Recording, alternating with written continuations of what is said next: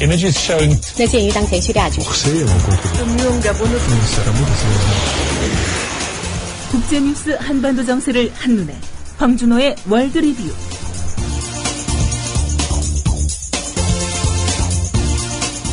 자, 지구촌과 한반도 정세에 관한 뉴스들 정리해 보겠습니다. 국민TV 라디오 청취자분들을 위한 대한민국 최고의 민간 싱크탱크 김광수 경제연구소의 특별 이벤트. 12월 31일까지 경제시평의 1년 구독회원이 되시면 부동산 보고서 6부를 보실 수 있는 3만 포인트를 적립해드립니다. 031-908-0172 검색창에 김광수 경제연구소를 검색하세요. 김철기 조합원 신청 광고입니다. 국민TV와 함께하는 핸드폰 쇼핑몰 T3010 조합원에겐 최대 27만원까지 할인해드리며 판매금의 일부는 미디어 협동조합 국민TV에 후원됩니다. 검색창에 T3010을 검색하세요. 국민TV와 함께하는 핸드폰 쇼핑몰 T3010 문의는 070-7663-9386 070-7663-9386 국제뉴스 전문 캐스터 황준호 기자 연결하겠습니다. 황준호 기자님 안녕하세요. 예, 안녕하십니까. 네. 자, 미국의 바이든 부통령 어제 일본에 도착했죠? 예. 미국 부통령의 방문이 이렇게 주목을 끄는 적은 전에 없던 경우인데요. 요즘에 중국의 방공식별구역 문제가 동북아의 현안이고 또 미국이 한미일 삼국 공조를 강화하려고 하지만 일본의 아베 정부 때문에 한국이 쉽게 거기에 협력할 수 없는 상황 그것도 있고 해서 바이든의 한중일 순방이 관심을 끌고 있습니다. 바이든은 중국과 일본 사이의 갈등에서 일본의 편을 일방적으로 들기보다는 동북아시아의 긴장을 낮추고 또 각자가 사태를 오판하지 않도록 하는 그런 위기 관리 체제를 만드는 쪽으로 힘을 쓸 거라고 미국의 언론들이 보도하고 있습니다. 네. 우리 정부가 우리 방공구역 확대 결정을 미루지 않았습니까? 예. 이것도 바이든 부통령 방문하고 관련이 있는 것 같아요. 그렇습니다. 이번 주에 새로운 방공구역을 확정해서 발표하려고 했었는데 바이든이 왔다 가고 나서 8일 이후에나 발표하려고 늦춘 것으로 보입니다. 미국이 자국의 민간 항공사들한테 그 중국의 방공구역을 지나갈 때는 중국에다가 계획서를 내라고 한 것도 영향을 준 걸로 보입니다. 상황을 좀 보자는 것 같습니다. 이어도 말아도 홍도가 포함된 새로운 방공구역을 우리가 선포해야 되는지 이거에 대해서는 전문가들마다 조금씩 의견이 다른데요. 그렇지만 이게 영토 주권하고 직접 관련된 사항은 아니니까 중국, 일본, 미국하고 사전 협의를 하는 게 외교적으로 좀 더 매끄럽고 좋다는 얘기는 거의 다 하고 있기 때문에 시간을 조금 두고 움직이는 것도 나쁘지는 않은 선택 같습니다. 네. 그 TPP 환태평양 경제 동반자 협정. 예. 그 미국하고 일본이 사전 조율을 했는데 잘 안 됐어요? 7일부터 10일까지 싱가포르에서 열리는 TPP 참가국 강요회의에 앞서서 미국하고 일본이 그저께 만나서 협상안을 조율했는데요. 별다른 성과는 없었던 것으로 알려지고 있습니다. 일본은 쌀, 보리, 소고기, 돼지고기, 설탕 이렇게 5개 품목에서는 관세를 없애는 것을 유예해달라고 강력히 요구했는데 미국은 받아들일 수 없다고 버틴 것으로 보도됐습니다. 미국은 빨리 이 TPP를 끝내서 타결해서 내년 11월 중간선거 때 성과로 내세우려고 하고 있습니다. 반면에 일본은 자민당의 주요 지지 기반이 농촌이기 때문에 농촌의 피해를 줄이려고 하면서 서로 물러설 수 없는 싸움을 하고 있습니다. 무역개방이라는 것은 국내적으로 피해자하고 수혜자가 분명하게 갈라지기 때문에 선거 정치, 즉 표계산하고 밀접하게 연관돼서 협상하고 있다는 것을 다시 한번 보여주는 장면이었습니다. 네. 그 미국이 한국의 참여 의사에 다소 미온적인 반응을 보인 것도 마찬가지죠? 그런 것 같습니다. TPP에 일본이 뛰어들기 전까지는 큰 문제 없이 협상이 진척이 됐었는데 경제 규모가 큰 일본이 뒤늦게 들어와서 이런저런 요구를 하게 되면서 협상이 길어졌습니다. 연내 타결이 미국의 목표인데 현실적으로는 내년 상반기 타결이 가능하다는 전망이 나오고 있습니다. 그런 상황에서 한국까지 들어온다면 더 지연될 수밖에 없고 그게 잘못하면 내년 미국 중간선거 이전까지 타결이 안 될 수도 있으니까 미국이 한국의 참여를 조금 껄끄러워하는 것으로 해석되고 있습니다.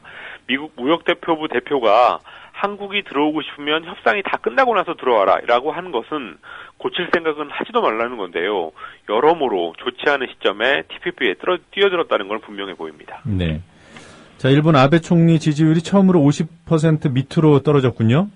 아사히 신문이 11월 30일하고 12월 1일 이틀 동안 여론조사를 해보니까 아베 내각에 대한 지지율이 49%를 기록해서 전달의 53%보다 4%포인트 떨어진 것으로 조사돼 나타났습니다.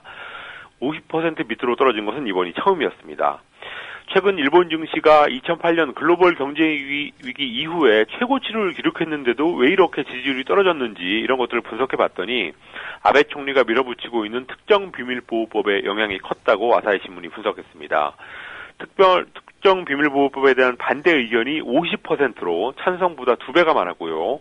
또 자민당이 이 법안을 강행 처리한 것은 문제다라고 답한 비율도 61%였습니다. 네. 자, 이런 여론이 그 특정 비밀보호법의 흐름 바꿀 수 있겠습니까? 특정 비밀보호법이 언론에도 재갈을 물리는 거라서 거의 모든 일본 언론들이 반대하고 있고 심지어 한국 기자들한테까지도 이 문제를 호소하고 있는 상황입니다. 그렇지만 이번 주 금요일에 끝나는 회기 중에 참의원만 통과하면 법이 되는 상황이라서 흐름을 바꿀 수 있는 절대적인 시간이 부족한 상황입니다. 아베 내각은 내후년 10월 참의원 선거 때까지는 선거가 한참 동안 없으니까 최대한 이른 시점에 이런 어려운 문제를 돌파하려고 하는 건데요. 그렇지만 정권이 폭주했다가 급격히 추락해서 조기 총선을 해야 됐던 사례가 과거 일본 내각에서 여러 차례 있었습니다. 그래서 일본 전문가들 중에서도 그런 가능성을 얘기하는 분들이 있는데요. 아베 내각도 하루 이틀 동안 그 여론을 면밀히 보고 행동에 나설 것으로 보입니다. 네. 우크라이나 얘기 좀 해보겠습니다. 반정부 시위가 점점 더 격렬해지고 있습니까? 요즘 반정부 시위가 뜨거운 데가 아시아에서는 태국이라면 동유럽에서는 우크라이나인데요. 그저께는 수도 키예프에서 35만 명, 그리고 전국적으로는 50만 명이 거리로 나오면서 2004년 우크라이나의 오렌지 혁명 이후에 최대 규모의 시위를 벌였습니다. 우크라이나 국민들은 유럽연합하고 교류협정, FTA라고도 하고 교류협정이라고도 부르는데 이걸 맺으면서 유럽 쪽으로 좀 갔으면 하는 여론이 압도적인데요. 정부가 그 교류협정을 중단하고 결과적으로 러시아의 영향권에 묶여 있겠다는 선택을 하면서 불만이 폭발했습니다. 러시아의 압력이나 또 야누코비치 대통령의 친러시아 성향도 있는데요.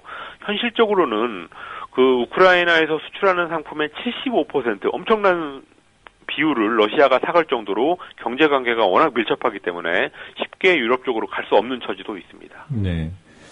러시아에 대한 국민의 반감, 그 역사적 뿌리가 있지 않겠습니까? 그렇습니다. 우크라이나는 17세기 중반부터 러시아한테 지금까지 시달려왔고 또 1930년대 소련의 스탈린 시절에는 식량을 징발해가는 바람에 우크라이나 국민 500만에서 많게는 1000만 명이 굶어 죽는 그런 대참사가 있었습니다. 또 소련 시절에 핵발전소 사고가 있었던 체르노빌도 우크라이나의 도시입니다. 그런 역사적인 기억 때문에 국민들이 러시아를 굉장히 싫어하는데 또 자원이나 무역에서 러시아의 의존적인 체제를 만들어 온 것도 엄연한 현실이기 때문에 이번 시위 같은 갈등을 상시적으로 품고 있는 나라가 우크라이나입니다. 이번에는 소련 시절에 자산을 이용해서 부를 키웠던 특권층들도 지금 정부에 등을 돌리고 있는데요. 이런 사람들이 기득권 체제를 포기할 리는 없고 인기가 떨어진 정부하고 좀 멀리하려는 그런 계산 속이 더 큰 것 같습니다. 네. 올해 노벨 경제학상 수상자 로버트 실러 교수죠. 예. 네, 이분이 세계 금융시장에 대한 경고를 내놨군요. 실러 교수가 독일 슈피겔과의 인터뷰에서 전 세계의 주식시장과 부동산 시장의 가격 거품 그리고 경제 위기 이런 것들을 경고했습니다. 네. 실러 교수는 2008년에 미국의 금융위기를 예측한 것으로 유명하기 때문에 이번 발언도 주목을 많이 끌고 있는데요. 가장 우려한 부분은 미국의 주가지수가 급격히 상승했다는 점입니다. 대개는 주가지수가 오르면 좋은 평가를 하게 되는데 실러 교수는 이번 경우에는 금융과 기술 부분이 과대평가된 것에 불과하고 가격 거품의 충격을 감당하기에는 미국 경제가 여전히 약하다고 지적했습니다. 그리고 부동산 시장은 미국이 아니라 브라질이 위험하다고 했는데요. 미국에서 2000년대 중반에 만들어졌던 부동산 시장의 거품이 2008년에 금융위기를 만들었던 것과 비슷한 상황이 지금 브라질에서 나타나고 있다고 경고했습니다. 네. 어쨌든 미국 경제에 대한 우울한 전망이 강한 것 같습니다. 예, 올 초만 해도 이코노미스트지가 미국이 돌아왔다 이런 제목으로 특집 기사를 쓸 정도로 미국 경제가 원기를 회복했다 이런 평가가 많이 있었습니다. 그런데 지난 1년을 지나면서 좀 더 치고 나갈 수 있었는데 그러지 못하니까 요즘은 안 좋은 전망이 줄을 잇고 있습니다. 앞서 말씀드린 실러 교수는 금융 부분에 대한 경고였고요. 또 OECD 같은 경우는 지난달 20일에 국가 재정 문제 그리고 양적 완화 축소 계획 이런 것들 때문에 미국이 세계 경제의 최대 위협이라고 평가했던 적이 있었습니다. 그리고 레디 서머스 전 재무장관하고 폴 크루그먼 교수 같은 사람들은 금융위기보다는 구조적인 불황, 장기 침체 이런 것들을 우려하는 말을 했었습니다. 네. 자, 오늘 여기까지 듣도록 하겠습니다. 고맙습니다. 감사합니다. 네, 지금까지 국제뉴스 전문 캐스터 황준호 기자였습니다.